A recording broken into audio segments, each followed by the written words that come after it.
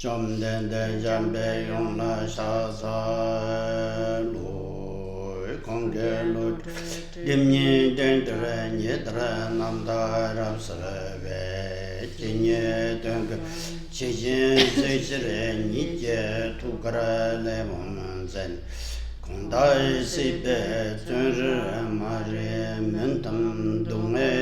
Thaye Rosoi con la poche tarze yen lai zhu yong de song Rudare che zhu nyamon yi long le che chao zhu zhu ze jin Ma re mu zre dung re nyu gu che nye chen ze ra zhe nam dene ta jen sa ju tar yuan den lu zo ja se tu gu Chödrak Chödrak Chödrak Chödrak Dalum Jamgön Lai Zeden Cheche Chenra Vesreche Dalu Temu Mambara Srane Kadan Tenche Shonglo Tokpa Ye Lodrö Pape Nongwa Sartu Tokpe Trawa Namsreshin Sadan Jashi Kungawa Kundo Zongbe Vesreta Gunne Cholangu Sha Tsara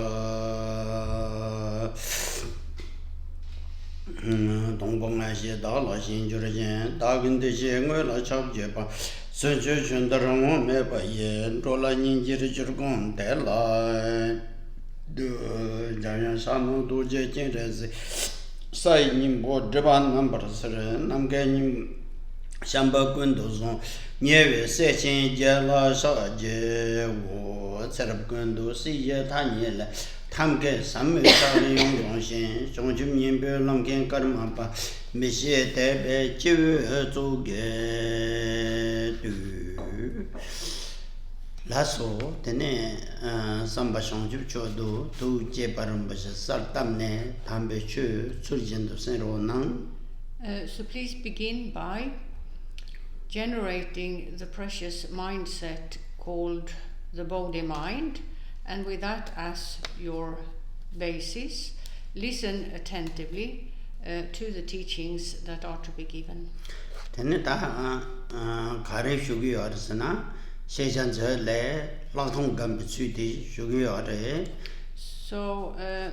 the topic we're in the process of going through is that of the various stages of Vipassana meditation, as explained or set forth in the Treasury of Knowledge.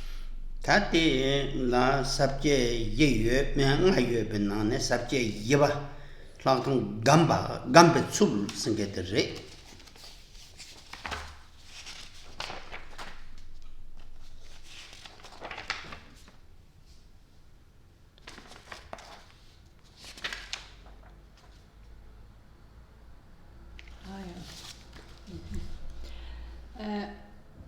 Tanda de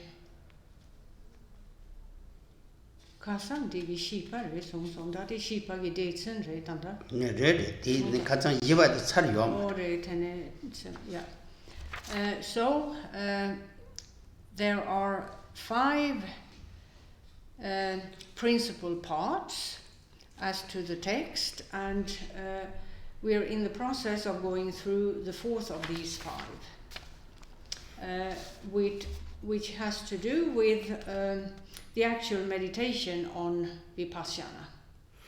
Takazang kan di katu karishu brisana dingen zing zungi shine top je dingen zing zungi sharion tu platon la yente chona den number je be sharab ge ranjin be paten phap gore son etre. So yesterday Khenpo Rinpoche explained that in the case of someone training in Vipassana meditation, if the following happens, namely that due to the force of the practitioner earlier having achieved a level of success as to shamatha meditation, due to the force of that, at times there may be surfacing in the mind of the person training here in Vipassana meditation images or experiences due to the power of the calm state that was achieved earlier and that is present while engaging in Vipassana meditation, because, as has also been explained, shamatha is to be the basis for Vipassana meditation. Now, if those experiences arise, then that needs to be remedied, as was also explained yesterday, by way of higher knowledge which ascertains the nature of those experiences. Number chepe shirapki. Yeah, number chepe shirapki. Tane dingen sing zuni tiyang nongla rangime per tena papgore. And the analysis done in this way is to be brought to its end, and the end is that of the practitioner realizing that the experience or experiences at hand are essenceless, insubstantial, and unreal. Penaloban asanga karsongarisna. Dingen zintang sherap songden duchurwachi gogre songre. Now, the well-known Indian Buddhist master Asanga said the following, namely, that samadhi and higher knowledge are to be paired with one another, are to sort of coexist in terms of the mindset of the practitioner. Both samadhi and higher knowledge are to be part of the meditation. So,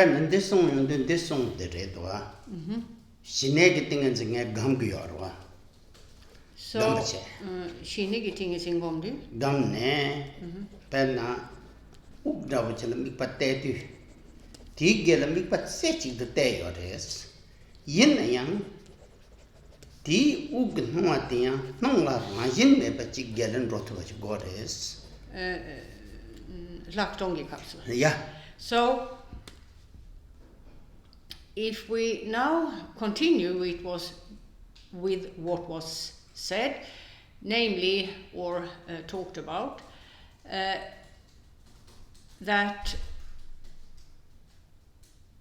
a person who trains in Vipassana meditation, because of his previous achievement in shamatha meditation, various experiences surface, which experiences that interrupt the process of insight or Vipassana. So that's, as was also explained, due to the force of the shamatha level the practitioner has achieved previously.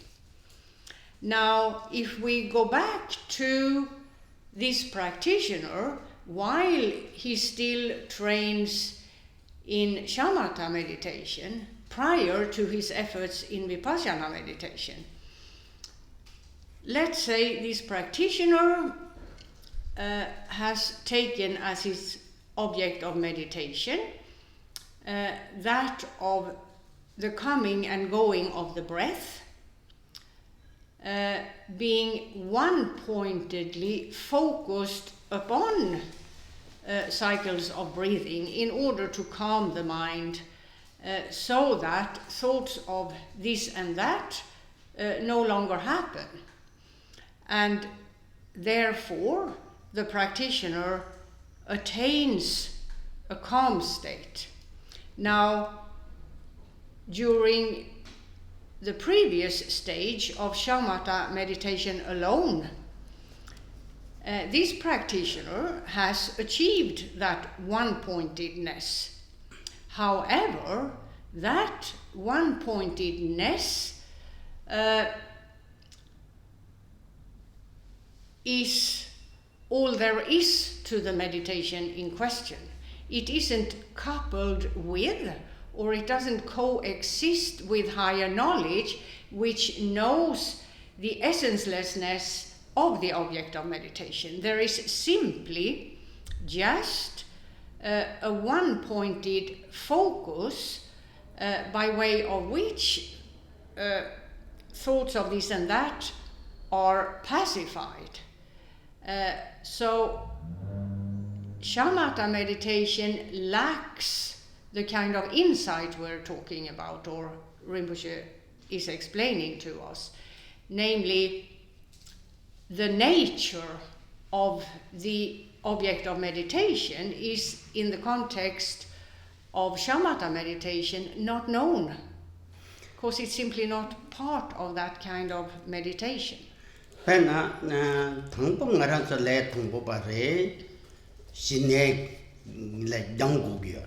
Now, when one sets out on the path of Buddhist meditation, one needs to start with shamatha meditation. As a beginner, more than that might be beyond the capacity of the person.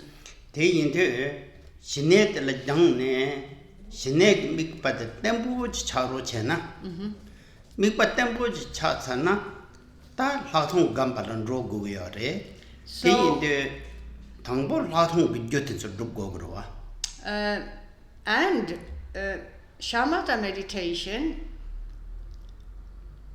is what causes the practitioner to become able as to making further efforts later on in the context of vipassana meditation. So the practitioner, the beginner practitioner, starts out building up a capacity as to shamatha meditation to the point where he is able to maintain a one-pointed focus.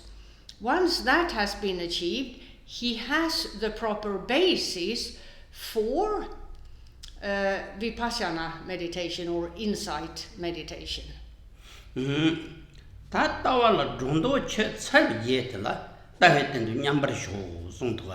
And as was explained earlier, in terms of vipassana meditation, to begin with, the practitioner acquires the right view by way of ascertaining the very nature of the object of meditation, as well as the true nature of the meditating mind. And the methods have been explained in brief, and on the basis of these methods, by way of so-called higher knowledge, the practitioner should be able to do away with mistaken notions or wrong views regarding what objects in fact are as to their nature, and what the mind in fact is as to its nature.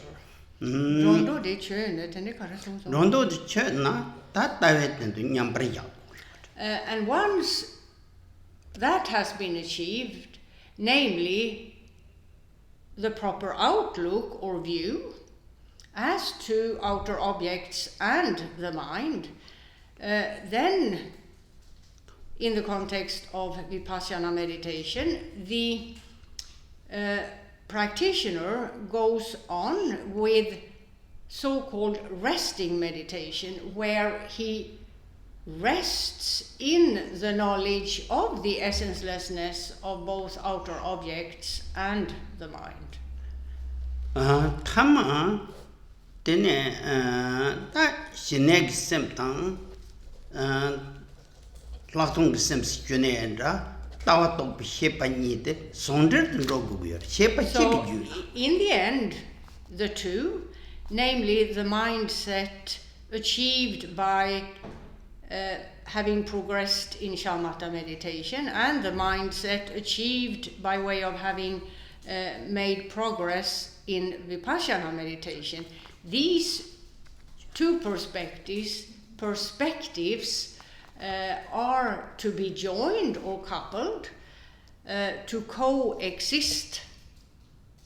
So ta tige pena tan de chawalan de songdoa zoma rangin dongba khatar rik zamba shone yipso takshatang sosur ni jang zubchin mekin tu manye yingsi yalwala zemen jos. The texts that we continue with today starts out as follows. The nature of the percept is understood to be empty like space. The perceiver is examined as to origin, abiding, shape, etc., discriminating knowledge itself like a fire produced by rubbing wood, two pieces of wood, against one another, vanishes in the expanse of not finding. Thus one rests free of grasping. Lasso, teacher on the Zonga Ranjin me pa katar ta so ta katane shede te zongwe yulten to changma Ranjin me pa te ngo Ranjin ji matu par nonga cham yimba Kare yimpa? nang cham Ranjin matu pa nang tong songjuk. Now, so the text starts out pointing to the nature of the percept, which is to be understood to be empty like space. So, evidently, this is a reference to outer objects of knowledge. In the context of their nature, which is defined as, or those objects of knowledge are defined as so-called mere appearances, and the adjective mere points to that the appearance at hand, or the manifestation or the object of knowledge at hand, the percept,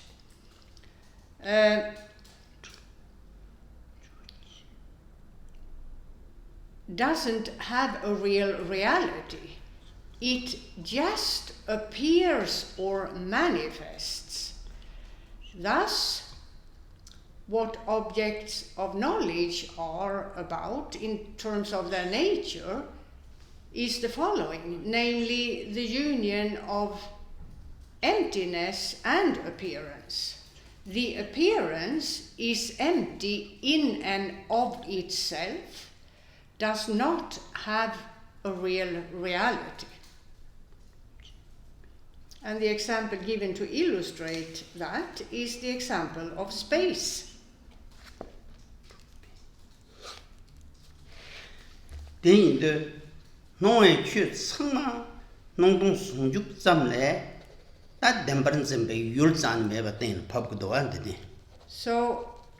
here it is pointed out that all objects of knowledge are mere appearances, empty of a real reality. Therefore, there is no reason to see them as real, because there isn't any reality to be seen. The reality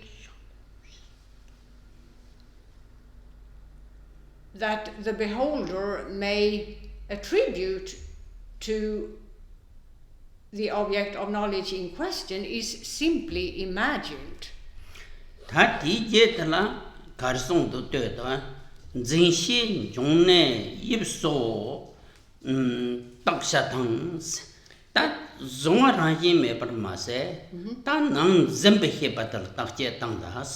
Next, the text says that the perceiver is then to be examined as to origin, abiding shape, etc. Various to be looked at from the in terms of various perspectives. So the object that the mind perceives, or rather, the perceiving mind is here the object of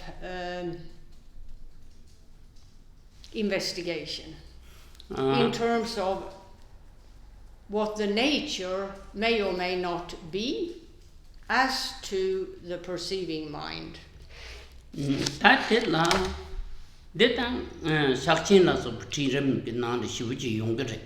And this is a perspective explained in great detail as to the tradition named Mahamudra.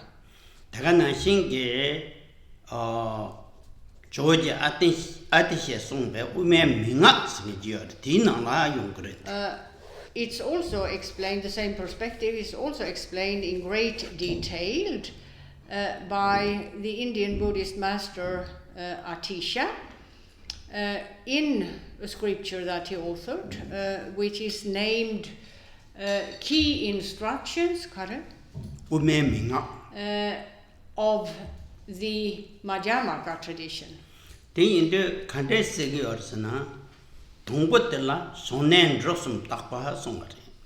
So, to begin with, as to the perceiving mind, the perspectives looked at in this context are origin, that is of the mind, whether the perceiving mind has an actual origin of sorts. Secondly, it is examined what the perceiving mind is about for as long as that mindset that one looks at lasts. So how or where, for example, or in what way that mindset is present in terms of its mode of being or how it dwells. And then there is the third perspective, that of asking oneself what happens to the mindset one has examined once it ends. Does it continue to exist and float off, as it were, to some dwelling place of sorts, and so on?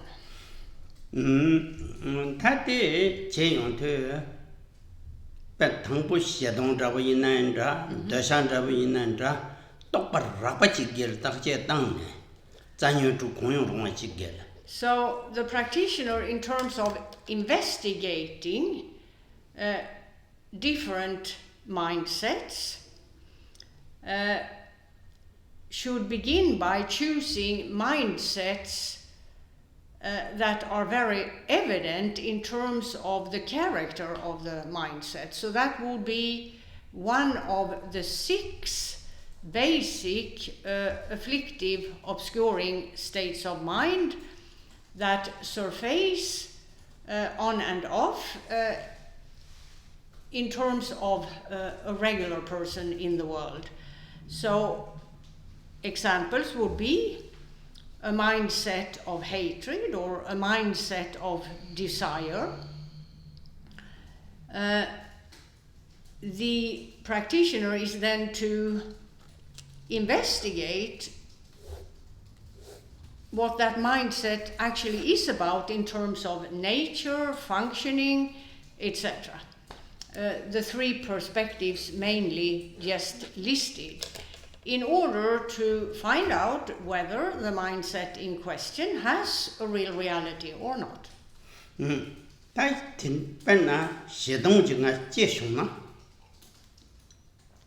If anger, hatred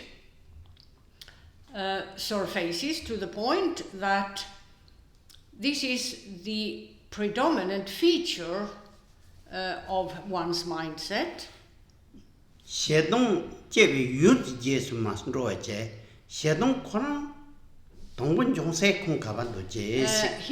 one should not engage in analysis of the object of one's anger, hatred, whatever that may be. One should rather look at the mind itself, that angry mind or that mind filled with hatred, in terms of whether it has an origin of sorts.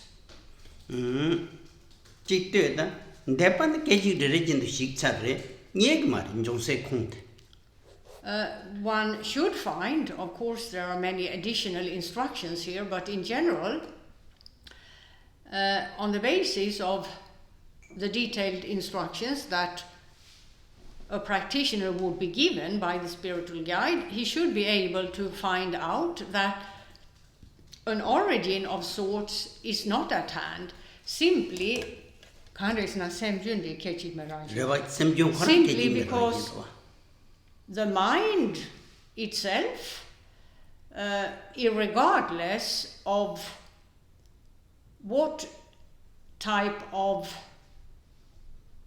emotion colors it for a period of time, the mind itself is simply a stream, is made up of a stream of vivid and knowing instances. Thus, it's simply about the continuous process of the ceasing and arising of instances of knowledge. So an origin, a real and solid origin of sorts, isn't at hand, because the mind is in fact a process of constant change.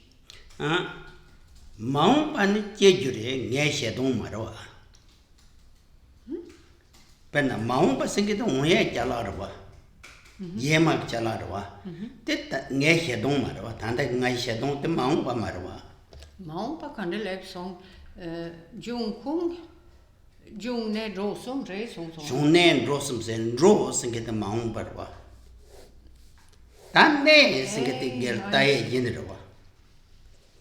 The second perspective, in terms of how the mind dwells, if it dwells at all. Does the mind dwell or remain for a period of time or not?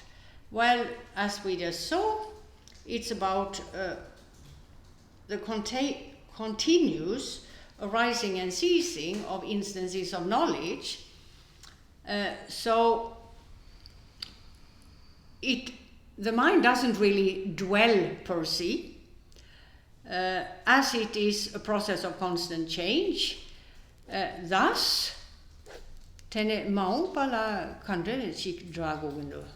Ta nge hedong singente depatne 제외 공요 말에 Yeah. 마음 반응에 시동 생기던 로사가 공민도가 아체. So the practitioner has previously established that there isn't an origin to his anger hatred.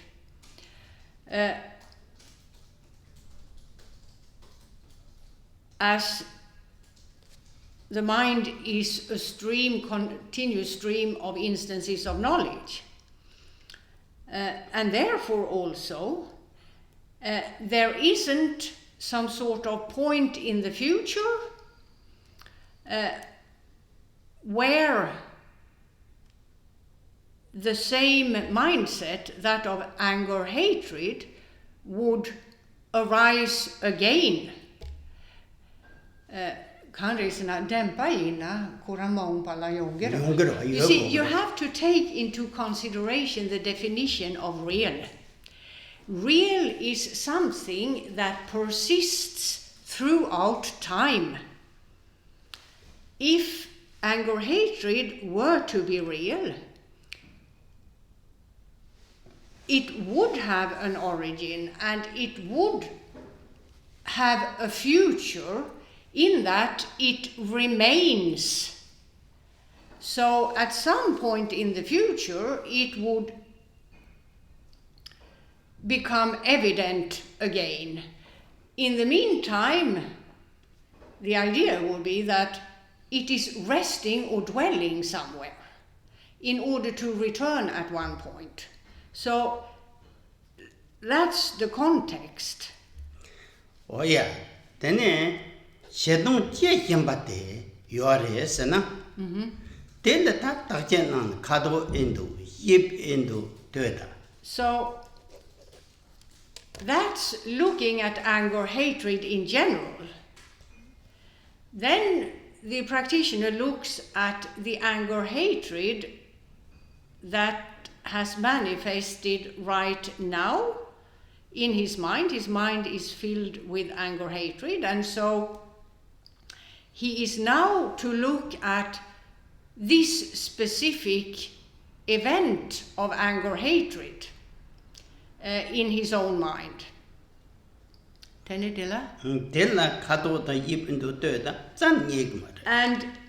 if anger, hatred has a real reality, one should be able to pinpoint it by way of color, shape, and the like.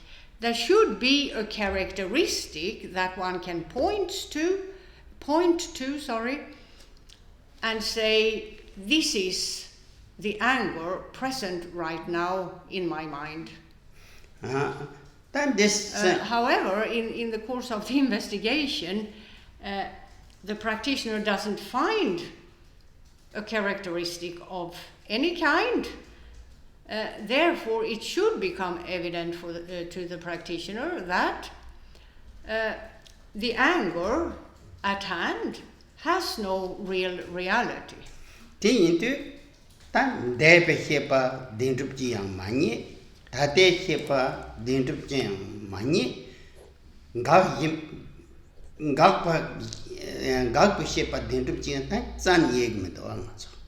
So, if one looks at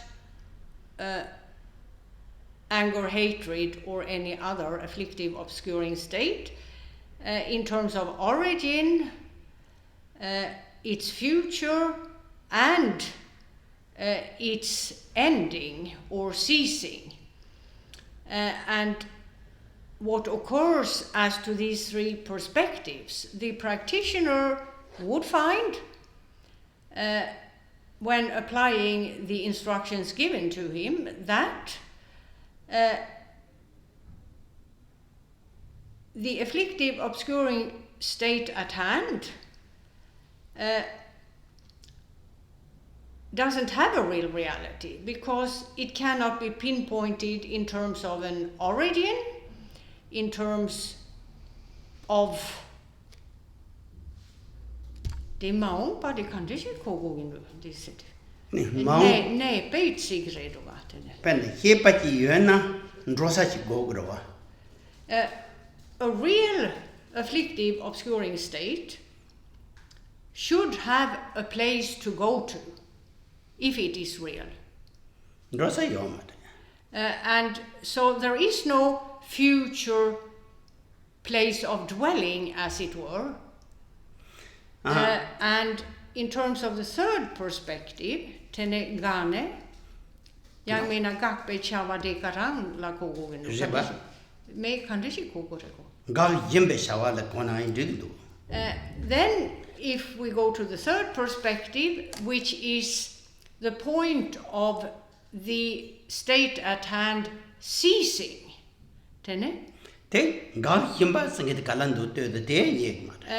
if the practitioner tries to find the act of ceasing, he would, on the basis of the instructions he's been given, understand that there isn't an actual act of ceasing.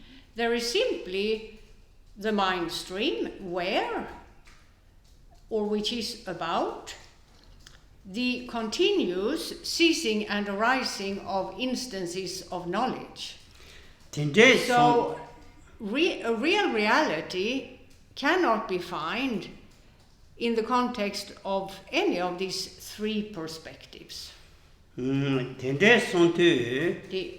Nepe chade kuran tata va nepa la kogema. Re tata kogundu nepe chate. Chede maung pa chiksum. Shong ne drosum sendwa. Yeah. Dro singenda maung bechigdoa. Maung bandrosa. Che nepa de maung pa dan drago gendu trenso. Mare.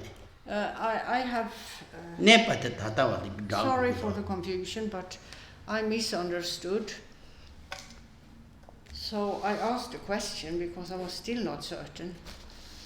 The future perspective is to be attached to the third perspective, because number 2, the act of dwelling, the afflictive obscuring state, in this case anger, hatred, dwelling, its act of dwelling cannot be found when investigated, in that what is at hand is simply a continuous arising and ceasing of instances of knowledge.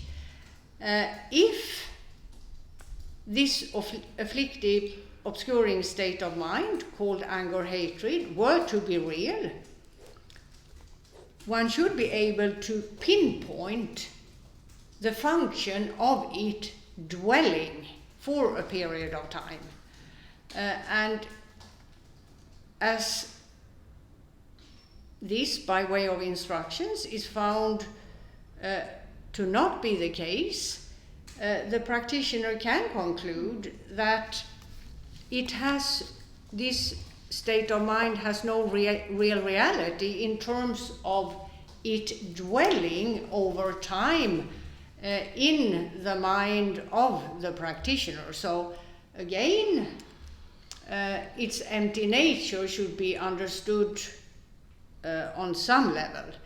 And the future perspective is to be attached to the third perspective of analysis, namely, as the state ceases or has ceased, has it gone somewhere in order to, in some sort of perhaps inactive state, dwell till it reappears when the causes and conditions for it reappearing are at hand. So the question would be, does anger, hatred go somewhere once it has ceased in your mind, ceased to be present within your mind? And by way of the instructions again, the practitioner should be able to, at some level, understand that this isn't the case. Hence, the conclusion can only be the conclusion that this state of mind, this mindset, is empty of a real reality. I think so, but yeah. Det redo. Jungne drosum dangpo koran jungi orva semnanga. Jungwei kap de semnangla chawa chik yongo gerva. Da chawa de la takche tangne kuchawa ngoma chik minduga kan resena semjun koran kechik me rangshinra. Tene chawa ngoy sungwei chawa dire togge mara. Chik dire nipaten dire doa. Sem singin chik dembachi yuna. Tongbo yongsachi gogres. Yeah, so this is one perspective, what was just explained, where one comes to see that origin and so forth do not apply, as the mind itself is a stream of the ceasing and arising of instances of knowledge, a process of constant change. So, as it's about a process of constant change, there is nothing you can put your finger on and say, here it is. Then there is yet a second perspective here, Khenpo Rinpoche explains.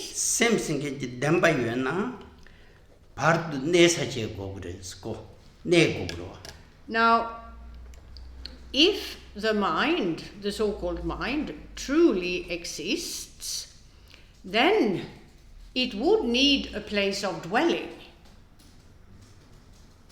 Then this is something and or sem second yang mena shedang revetanga. That shedong de sem bicharwa. Re in sem bicha yin se du lela kogen du kan resna shedang ko kadina yomara. Yeah. In sem second di kadina sem second dembachi meba. Me chetsang kechik me rangshin la tön de jonge mara. Jonge mara. Nej setan kan det kogen. That de shedong la gel jorsho den digite. Da kan det liksom så nipa det. Sem sekete. Ja. Getsingi shosna sarshin rikpa yagyorwa. So in terms of Buddhism and how the Buddhist tradition identifies the so-called mind, according to the Buddhist tradition, the so-called mind is about two basic qualities, vivid and knowing.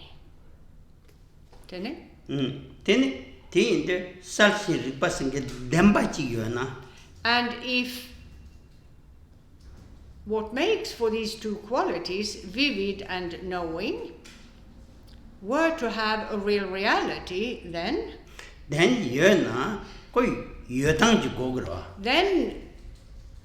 individual who claims that real reality must be able to, in one way or another, prove the manner of that real reality. Because otherwise it's just about words. Of course, there are individuals who just say this and that and have opinions and have never even thought of that. In fact, they need to prove that their opinion is a valid one. But here in the Buddhist tradition, if you make a claim such as this, you must substantiate your claim by way of proof. And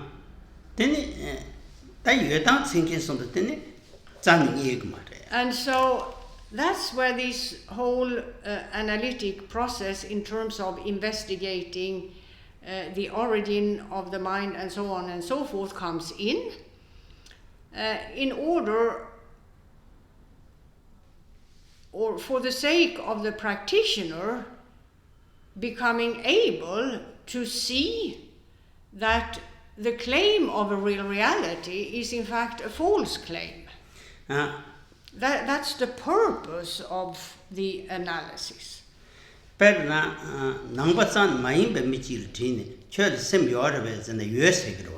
Now, if you were to ask a person who has had no contact with the Buddhist teachings whatsoever, do you have a mind? The person would answer yes.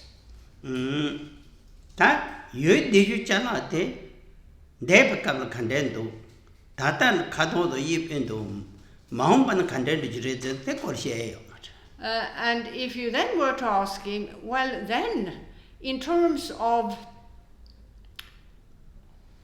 the past life of your mind, what has happened in the past, as to your mind, what do you have to say about that? And in terms of your mind right now, what is this mind?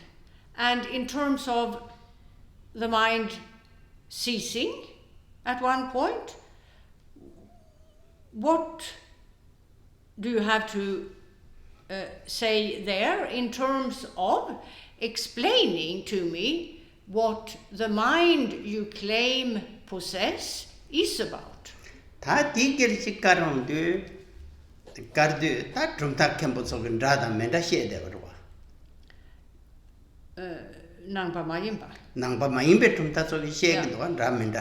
Now, in terms of non-Buddhist traditions, this sort of, not the same research, but research as to what the mind may or may not be, has been done in the past by founders of other traditions and so on and so forth. So there are a lot of theories available where the founder of the theory in question has attempted to pinpoint the so-called mind.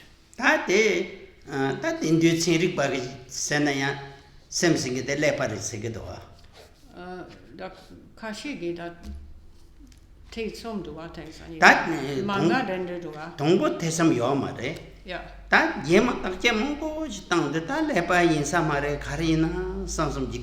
Now, if we take modern science, for the longest time, the brain was, according to science, synonymous with the mind. So the mind, according to science, was made up of matter. However, because of quite recent research and more detailed and refined research, there are some scientists who now take the view that the brain is not synonymous with the mind. However, what the mind is or isn't, here there are not yet new findings.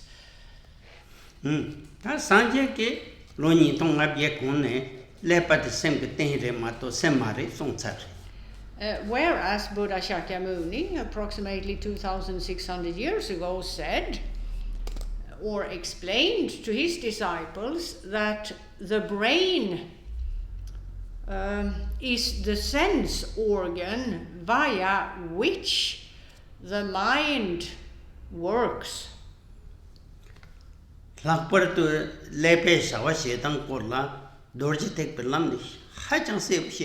And in the Buddhist tantras, the various processes that this involves were explained in detail by the Buddha. However, we do not have time to go into these details.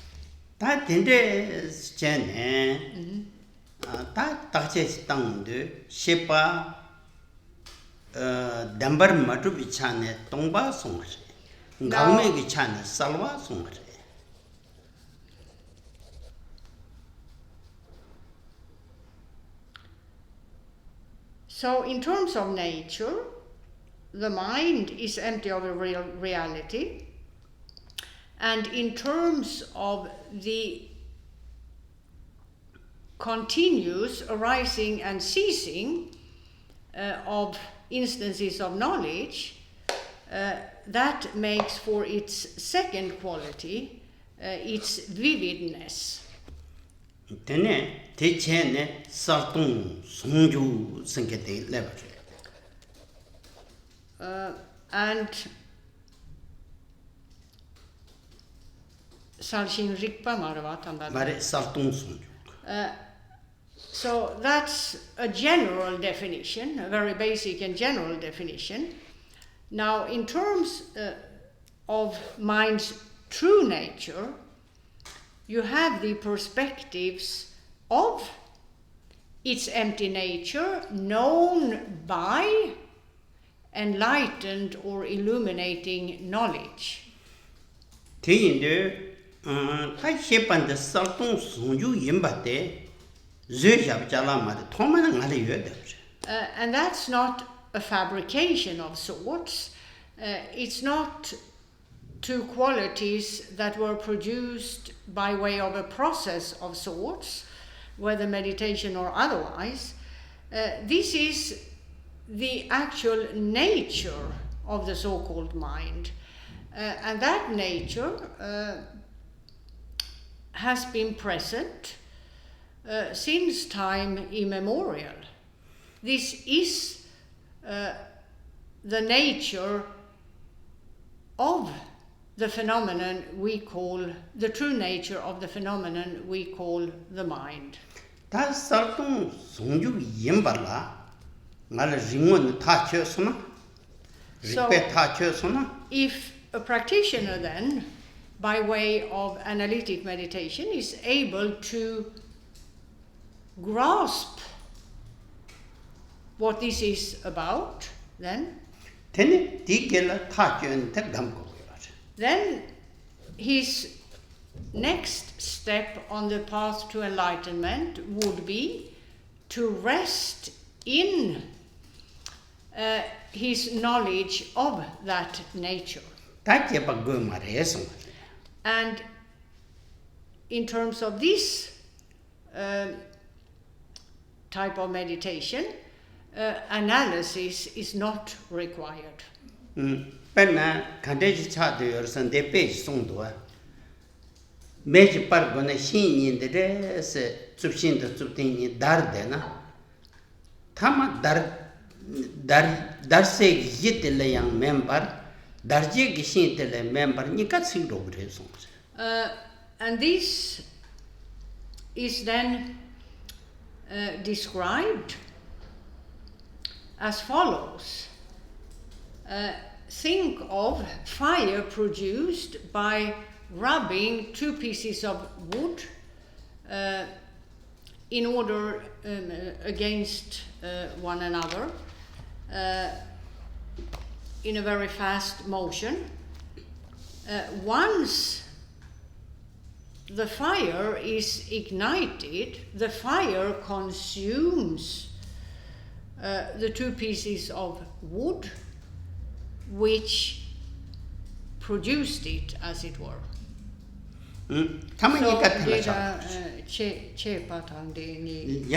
So the pieces of wood used to produce the fire would be comparable to analytic meditation and its methods.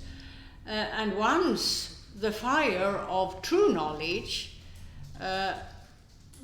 has been produced, one no longer has any need for these two pieces of wood, and the fire in fact consumes them.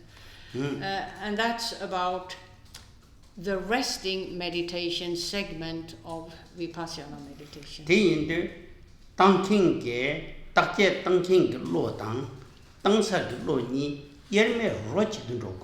At which point,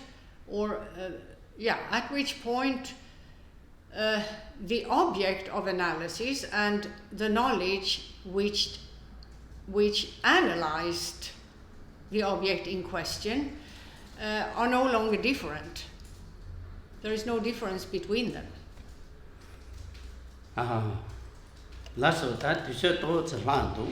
Then ngan de chuashi tongkin katsinga ma song song. Sumong chungba korte. Nge to tsidrin de shushake. Yeah, so Khenpo Rinpoche will now Ngal duso tom na hero chese.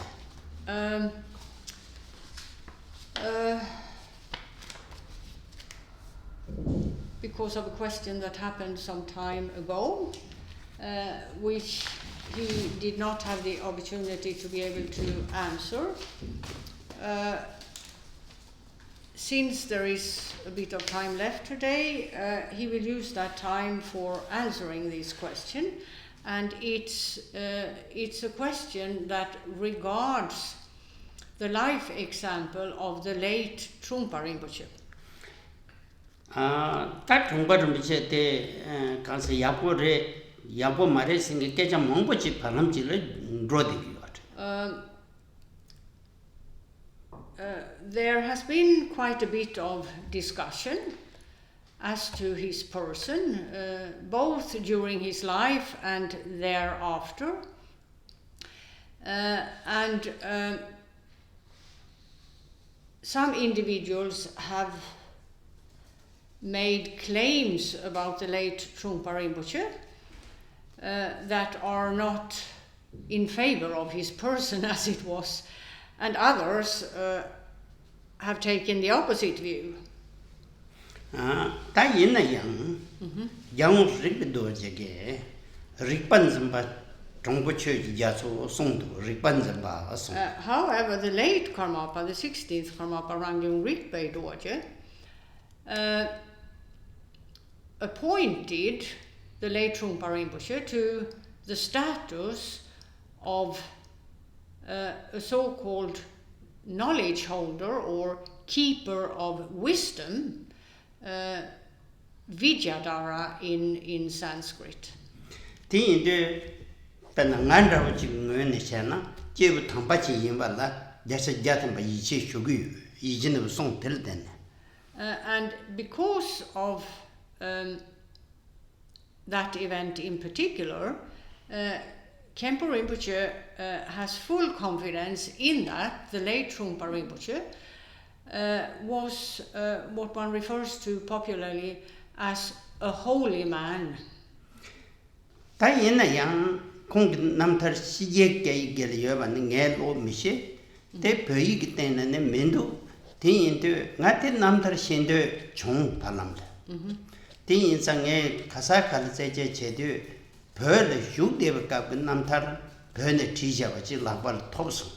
Now there isn't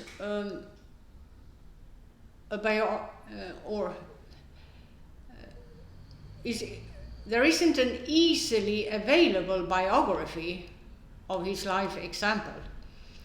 And Khenpo Rinpoche doesn't speak a lot of English, therefore he wouldn't be able to read the one authored by Lady Diana. So in this way he could not collect information about the late Trungpa Rinpoche's life example. However, through his contacts in Tibet itself, he obtained a biography of the late Trungpa Rinpoche's life example or life in Tibetan quite recently.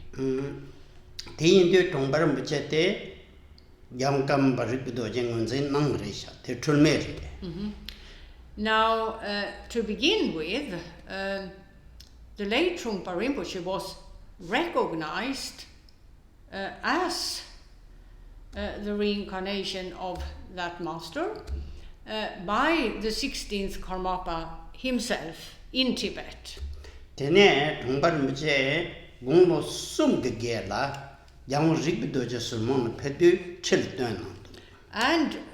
the late Karmapa enthroned him at the Surman monastery in Tibet at the age of 3.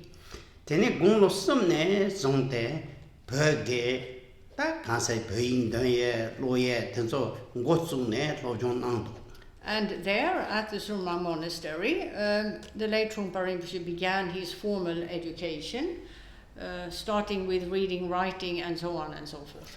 Tene gonglo chugi ten la dutstirge duban kundane shakchin ngedun drume chasang shu tene Ngedun drume? Ya. Tene ngondu yijor ngondu chi nangdo. And at the age of 6, he resided for a period of time at a retreat center called Dutsi Til, and the retreat master there instructed him as to the tradition called Mahamudra, a text called The Torch of Certainty, and there also the young Trungpa Tulku practiced or performed, as it were, the 4 preliminary practices under the guidance of that, or with the guidance of that retreat master.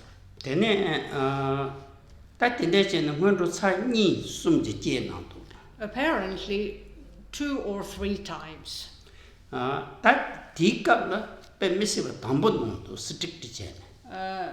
In a strict retreat. Yeah, really, you. He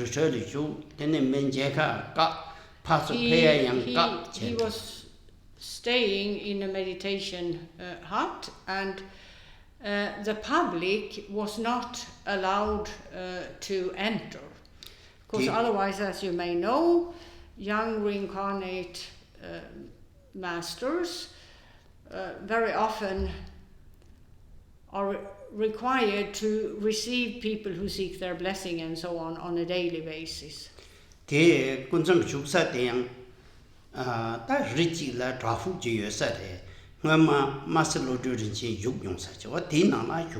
Apparently, he had stayed in a cave, the very cave where Master Lodrö Rinchen himself had stayed during his life. With just one spiritual guide and an attendant.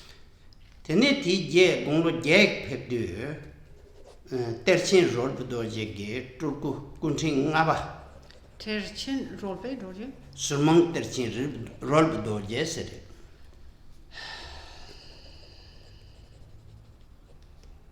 Surmang Monastery? Yeah. Terchen rolpe dorje? Yeah. Kong kunting ngaba. Ngapa? Ngaba. Timeo is a thinking ndu. Tappe me lama tsasinch. Did ina shugde yore? Shugde. Now, later on, at the age of 8, it appears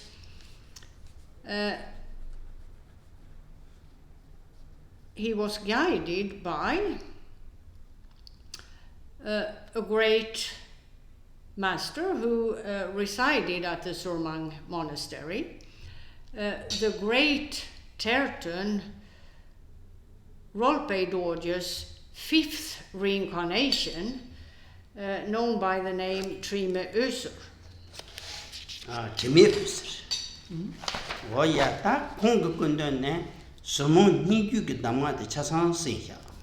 And from him, he received the transmissions of Ningyu. Ningyu, second one. Huh? Ningyu.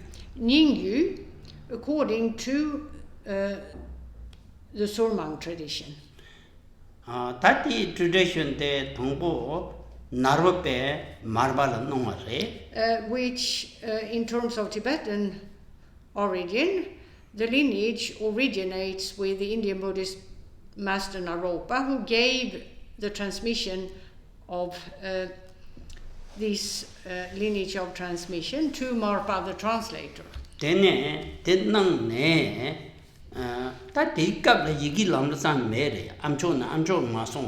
Now, at the time,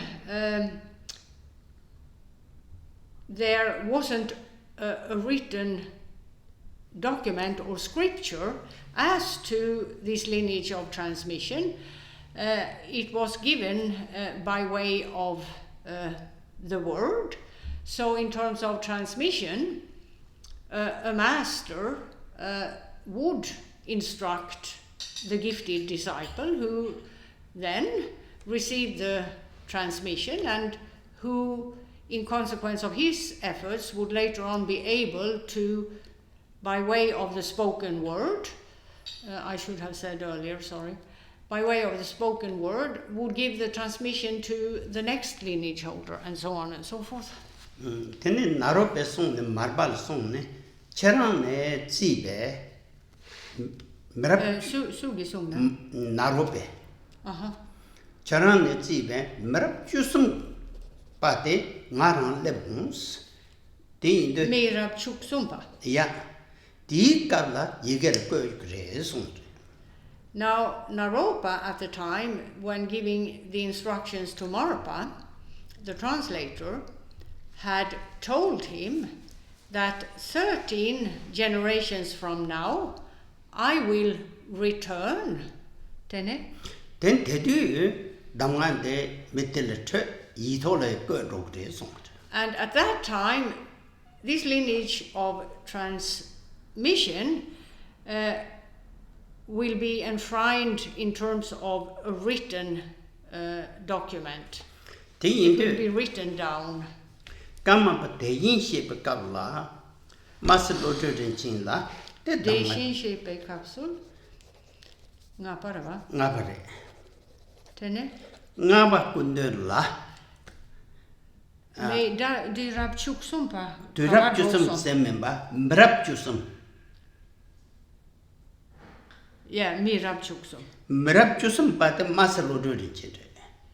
Me tanda de history pa 20 gånger va da narogi marpala mira chuksumgi jela tene I tok gre song. nge sur ong gick då la kugi in Yes. da det shin shek pa dan kan det shit rel gore det shin shek pa marba ke thi damnga the milal nang yujirwa milal ke dhakpol nang yujirwa dhakpol ke chesan tene da malebne tene da malebne kama pa nga ba phartu ni jure karma pa det shin shek pa nyengyugi sultu tobre tobyo so in terms of the 13 generations, you have to begin with Marpa the translator, who would have given the instructions perhaps to Milarepa, who in turn would have given them to Gambopa, and so on and so forth, down to the 5th Karmapa, Deshin Shekpa, who received this lineage of transmission by way of the spoken word. And he was, in terms of the lineage, the 12th generation. And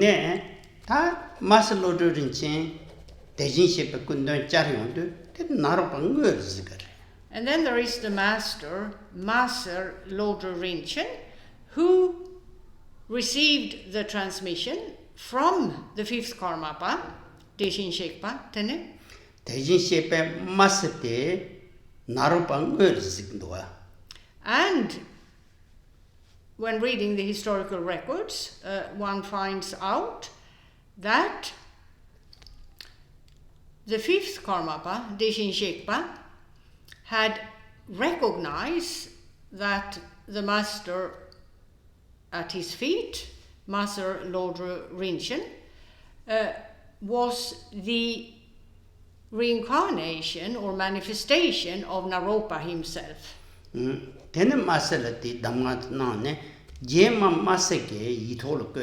And he wrote down the transmission.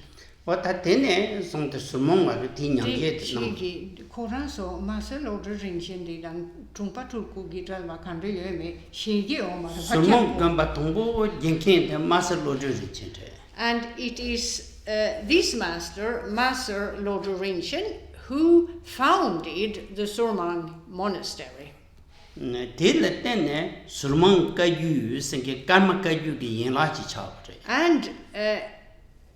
this monastery is a branch organization in the Karma Kagyu lineage.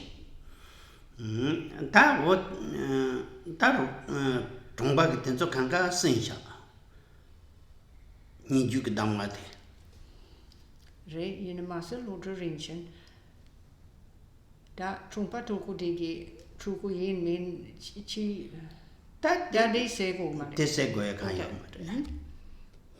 laso ta Master Lodrö Rinpoche na ma ju be damga te ta lama chi ne chi di ju yong damga te rodor truku ngabe kundane. And so this lineage of transmission then,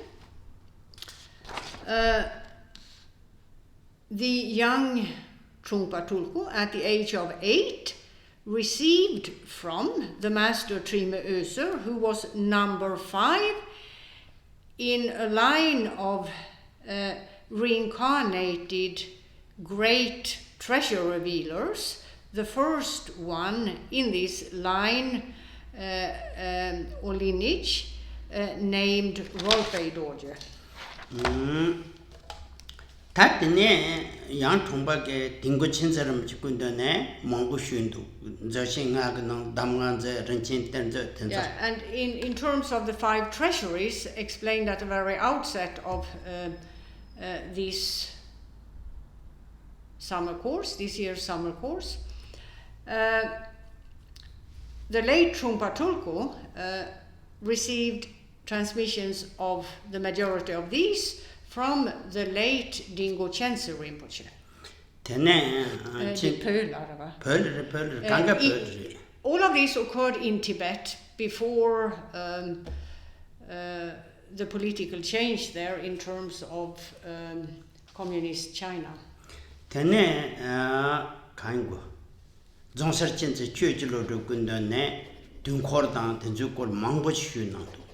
And he also received transmissions from the previous Tsongsa Khense in terms of the Kalachakra Tantra and other tantras. And many transmissions in the Buddhist tantras involving empowerment and the remaining parts of instruction, explanatory segment and so on by the 16th Karmapa. In Tibet, all of these occurred in Tibet.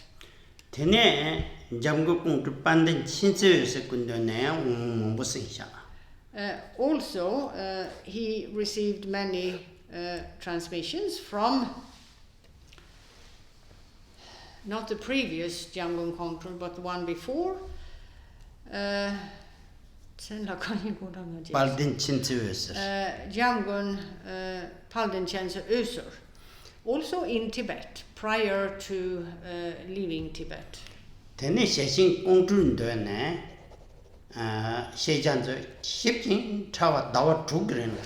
for a period of 6 months, he was instructed in the entire Treasury of Knowledge by Jamgön Kongtrül. And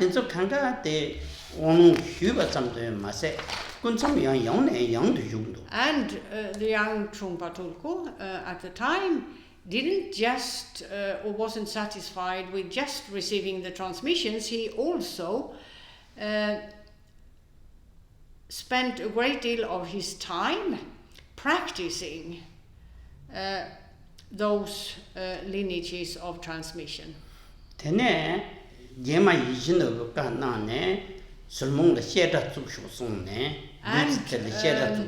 the late Karmapa instructed him at one point to start a Chödrak, a Buddhist institute for higher Buddhist studies at the Surmang Monastery. Jamgön Kongtrül Lodrö Charangi yu trawar shepe lama te Khenpo Rinpoche sonne Sugi Sungre. Sheshin Kongtrül. And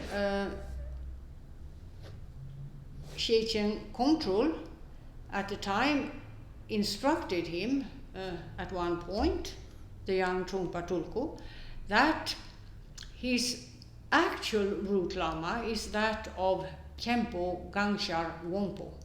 Then Gongshar Shede Khenpo le Pepe Gabla, Trungpa Shede non the Jugne, Lobjong Shivun Nando. And Trungpa Rinpoche therefore sought this master out and spent time at his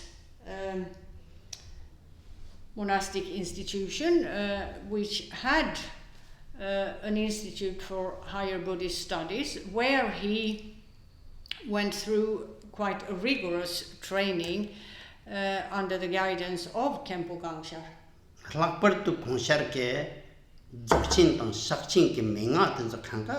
In particular, regarding the key instructions as to both Mahā'ati and Mahamudra. Then, that Khenpo Gangshar Ongushunge Deyang, Chikdong Gubjang Abjung Abjene, Druvatop Song the Mijin Sare, Pe Kong Namsala Haleguel. And if one reads the biography of Khenpo Gangshar, it becomes evident that he was a great master who achieved the level of a Siddha sometimes in the late 50s. Then, that Trungpa Rinpoche got to do Gongshar Karto, but the Chasang to the Yuen Tajun Kanandu. Kananke. Gongshar. And Khenpo Gangshar himself, on one occasion, is reported to have stated that his disciple Trungpa Tulku had achieved the level of realization that he himself had achieved. Then, Trungpa Rinpoche le yang Trungpa Khorang song nangla, Kong Gonglo nga Trungpa Kamne song de, Guru Rinpoche yang ne yang shar ziki yu song. And Trungpa Rinpoche himself said on many occasions that during his life, from the age of 5-6 and onwards, he on many occasions met with Guru Padmasambhava face to face. Then Tizu Kabla, Perla, that carry Yonju Yovat Kanga Tumbe Longte Nang the Redwa, Mongo Yole. And he also made many prophecies as to what was to happen in Tibet. Then the Trungpa Rinpoche Jobje Kabla, Guru Longtene, Kerekak. Chakra Satine, Terkayang Muyedo. Min Karare Sacha. Such a Kere Chakra say. Kere Chakra said. Kere Singalombe means what Chakra would you Chakra say. Apparently, at the age of 18-19, he was dwelling in an area where there is sort of a whitish, large rock formation. Whether it's the name of the region or just the very small area is not clear, but the name of the region or a smaller area is Kere. So the white rock formation at Kere, and there apparently the young Trungpa Tulku revealed so-called treasures. Rikpatsal. Yeah. And his name as a terton is Rikpatsal. Oh, that then they do Peche Yagal Mahep Kune. When they trip dancing, some Jimmy have a So he manifested many signs of accomplishments as to the level of a Siddha before leaving Tibet. Then it had two Yagal Pepsine, Trungpa Rinpoche Lodrö Thaye, Diana Tija Lodrö Thaye, so young Perket or Jurndu, Perket or Jurchava Solo, she Namtan Ravachimato, Nan Namtar, the song and Namtar, so she had Mendu. Now there is a publication in English, originally authored by Lady Diana, which concerns what happened in terms of the two of them meeting and living together, and Trungpa Tulku establishing a large Buddhist organization, and so on and so forth in the West. However, that publication has been translated into Tibetan, and Khenpo Rinpoche has read it, and his impression is that, you see, in terms of a biography, in the context of Tibetan Buddhism and Buddhist masters, there are three perspectives: outer, inner, and secret. So the outer perspective of the life of a great master, and then you have the inner perspective and the secret perspective. And in terms of this publication, Khenpo Rinpoche's impression is that it concerns just the outer perspective. The inner and secret perspectives are not at hand.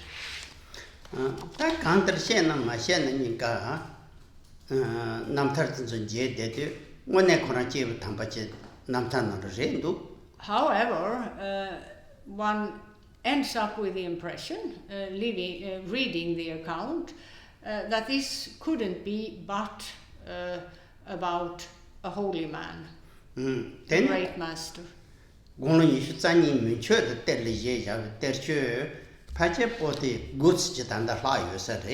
And in Tibet itself, in terms of the so-called treasures that the young Trungpa Tulku retrieved while living in Tibet, many of them have been lost because of the political upheaval in terms of the invasion of communist China. However, it appears that today about 9 of them